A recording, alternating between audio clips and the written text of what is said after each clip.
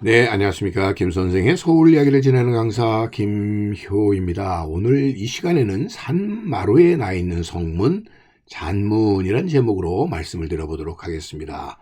지금 도송도에서 보시는 것처럼 한양 도성의 경우는 백악산, 인왕산, 목멱산, 타락산 등 네 사산으로 둘러싸여 있는 성곽이다 보니까 이 산과 산 사이의 산마루에 해당되는 이 고개에 성문이 세워지게 되었으니 이를 흔히 잔문이라고 불렀다라고 보시면 되겠습니다. 즉 삼봉우리 사이의 산마루 고개를 자라고 불렀다는 얘기가 되겠는데요. 혹은 혹은 자라고 불렸었던, 우리가 흔히 고개라고 불렸었던 것이 성을 의미했다고 보시면 되겠고요. 그래서 이 산마루에 나 있는 성문을 이 고개에 있는 문이라고 해서 잔문이라고 불렀고, 그 아래에 있는 마을을 잣골 혹은 잣동이라고 불려왔었다는 것이죠. 그 중에 대표적인 이 산문에 해당되는 것이, 산마루 고개의 문에 해당되는 것이 창의문과 해화문이 될 텐데요. 창의문을 자문이라는 별칭과 더불어 자문이라고 불렀고, 그래서 그 아래 마을을 흔히 자문박이라고 불렀었던 이유가 바로 이것이 산마루에 있었던 고개의 문, 밖이라는 의미가 되겠고요. 동소문 고개에 위치하고 있었던 바로 이 해화문의 경우도 별칭이 잔문 그리고 잣골, 그러다 보니까 이 잣나무 백자를 써서 한자로는 백자동이라고 불렸었던 것은 바로 이 산마루 고개의 자에서부터 왔다고 보시면 되겠습니다. 자, 지금 보시는 것처럼 삼각산을 주산으로 해서 산자락들이 남쪽으로 펼쳐져 내려오게 되었고, 그러다 보니까 한양 도성에서도 특별히 이 북쪽 지역이 높은 산지를 끼고 있다 보니까 지금 보시는 것처럼 한양 도성에서 소위 북동쪽으로 나아가는 문에 해당이 되었었던 것이 해화문, 동소문에 해당이 되겠고요. 북쪽으로 나가는 북소문에 해당되었던 것이 바로 창의문이 되겠습니다. 그러다 보니까 바로 이 고개마루에 있는 문이다 보니까 자문이라고 불렸다라고 보시면 되겠습니다. 자, 17세기 말에 만들어진 이 도성도에서도 이를 다시 한번 확인해 볼 수가 있겠는데요. 지금 보시는 것처럼 해화문과 바로 이 창의문이 잔문에 해당됐다라고 보시면 되겠습니다. 그래서 지금 지도에서 보시는 것처럼 이 해화문으로 나아가는 길에서 동소문이라고 하는 말과 함께 이 창의문으로 나가는 것이 북소문이라고 이렇게 불려졌다고 보시면 되겠는데요. 지금 이 도성도에서 보시는 것처럼 창의문도 백악산과 인왕산 사이의 고개 마루에 바로 이 창의문이 위치하고 있다 보니까 바로 이 창의문의 속칭이 바로 이 잔문이라는 속칭을 붙게 되었다라고 보시면 되겠습니다. 지금 보시는 것처럼 이 백악산 자락에서 이어져 내려오는 한양 도성과 인왕산으로 이어지게 되면서 그곳에 자리 잡고 있는 것이 창의문이 되겠고요.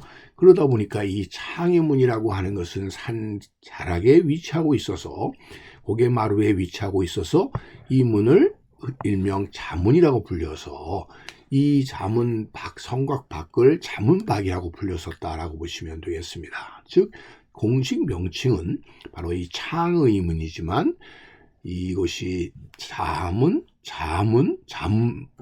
이런 속칭이 붙여지게 된 것은 바로 이 문이 놓여져 있는 자리가 산마루에 위치하고 있었기 때문이라고 보시면 되겠습니다. 그래서 이렇게 다양한 속칭들로 붙여지게 되었었던 것이 창의문이라고 보시면 되겠고요. 그래서 이 풍수와 지리의 대가였었던 겸재의 그림을 통해서도 이 창의문이 결국 인왕산과 백악산 사이의 산 자락에 마루에 만들어진 문이라고 하는 점에서 이것이 바로 그런 의미에서 자문이다라고 하는 것을 이 그림을 통해서도 우리가 분명히 확인해 볼 수가 있겠습니다. 똑같은 경우로 들을 수 있는 것이 바로 이 해화문이 되겠는데요. 해화문도 산과 산 사이에 고개 위에 만들어진 문이다 보니까 이 해화문의 별칭으로 붙여지게 된 것이 바로 이 잔문이다라고 보시면 되겠습니다. 지금 보시는 것처럼 북쪽으로 발달해 있는 이 산 자락을 중심으로 해서 도성이 이렇게 쌓여져 있다는 것을 볼 수가 있겠고요. 바로 이 지점에 해화문이 위치하고 있어서 북으로 가는 이런 문의 기능을 했었던 것이 해화문이 되겠는데요. 그래서 이 문을, 해화문의 별칭을 산마루에 있는 성문이라고 해서 잔문이라고 불렀고, 그래서 이 성문 아래 마을을 잣동, 잣골 이렇게 불려져서 지금 지도에서 우리가 보시는 것처럼 백자동이라는 한자 명칭으로도 불려지게 되었었던 것이 바로 이 문 자체가 소위 산마루에 있는 성문 잔문이었기 때문이라고 보시면 되겠습니다. 그래서 높은 고개마루에 바로 이렇게 문이 있는 것을 이 사진을 통해서 우리가 확인을 해볼 수가 있겠습니다. 그래서 성문으로 들어가기 위해서는 이런 고개를 넘어가야 되는 특징을 갖게 되었었다는 것을 확인해 볼 수가 있겠고요.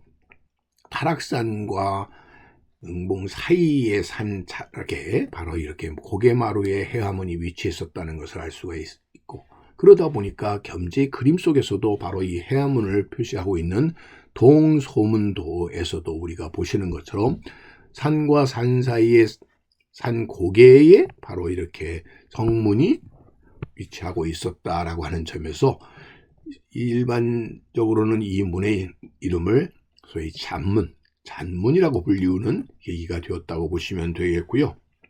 그러다 보니까 해화문이 있는 이 동네가 잣골이 되다 보니까, 그래서 이때 만들어진 나중에 수도원의 이름이 백동수도원이 된 이유는 이 잣나무 동네라고 하는 명칭으로 붙여졌었던 백자동에서 이 백동수도원이 만들어지게 되었다라고 보시면 되겠습니다. 그래서 이 동소문이었던 해화문 가까이 있었던 백자동에 있는 수도원, 그래서 백동수도원이라는 명칭이 붙여지게 된 것이다 라고 보시면 되겠습니다. 이처럼 이 겸재정승이 해화문을 바라보고 그렸던 이 문의 경우는 말 그대로 진경을 그려냈던 실경산수화였었다라고 하는 사실을 우리가 확인해 볼 수가 있겠고요.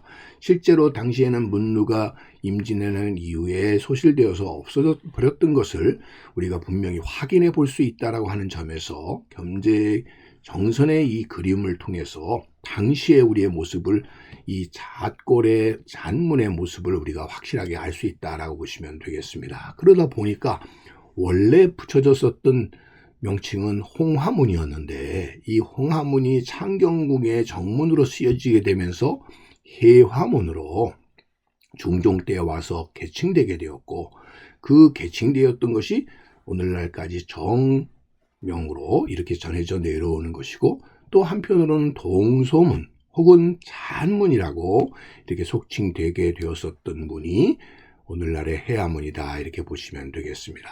자, 이 북쪽으로 삼각산으로부터 산자락이 이어져 내려오는 곳에 마련이 되었었던 한양 도성의 양쪽의 산 고개에 위치하고 있었던 두 개의 문 중의 하나인 바로 이 해화문을 당시의 사진을 통해서 확인해 볼 수 있는 것처럼 바로 이렇게 산 자락 사이에 고개마루에 이루어졌었던 문이 해화문이라는 것을 우리가 알 수가 있겠습니다. 오늘 이 시간에는 그 의미에서 산마루에 나 있는 성문이었었던 바로 창의문을 흔히 우리가 자문, 그래서 자문박이라고 불렀던 이유도, 또 한편으로 동소문이라고 불려졌었던 이 동소문 고개에 위치하고 있었던 해화문이 있는 동네를 잣동, 그래서 백자동이라고 하는 명칭이 쓰여지게 되었던 이유가 뭐였는지 오늘 이 자문을 통해서 함께 알아봤습니다.